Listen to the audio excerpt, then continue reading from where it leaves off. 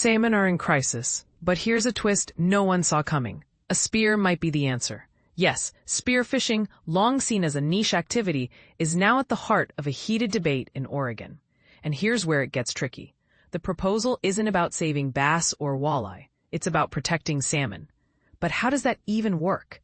Let's break it down. Imagine a summer that defies all logic. 100-degree days melting into 70s overnight. A half-inch of August rain. Seriously? And coho salmon so abundant in the Pacific that fishing bans are looming. Now add to that a surge of Chinook salmon pushing upriver, riding the tides like they're on a mission. Sounds like a win for anglers, right? Not exactly, because the real story is brewing in a state meeting room in Ontario, where Oregon's Fish and Wildlife Commission will vote on a rule that could reshape the future of freshwater fishing. Here's the controversial part. They're proposing to let people spear bass and walleye in nearly every river in the state. From the Columbia River reservoirs to the Willamette and its tributaries, spearfishing would become legal for these invasive species. Why? Because studies show they're eating salmon and steelhead fry like they're at an all-you-can-eat buffet. But here's the catch. This isn't just about science. It's about politics, tradition, and the clash between conservation and recreation.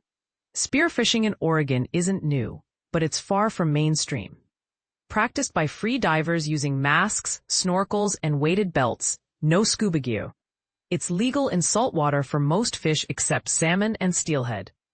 Now, the Department of Fish and Wildlife wants to expand it to freshwater, specifically for bass and walleye.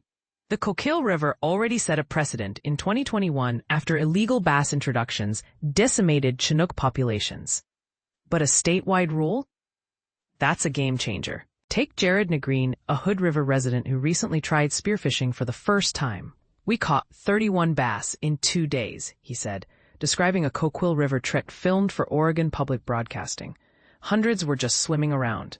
He used a spear pole, not a gun, because spear guns feel dangerous. You never know where they'll end up.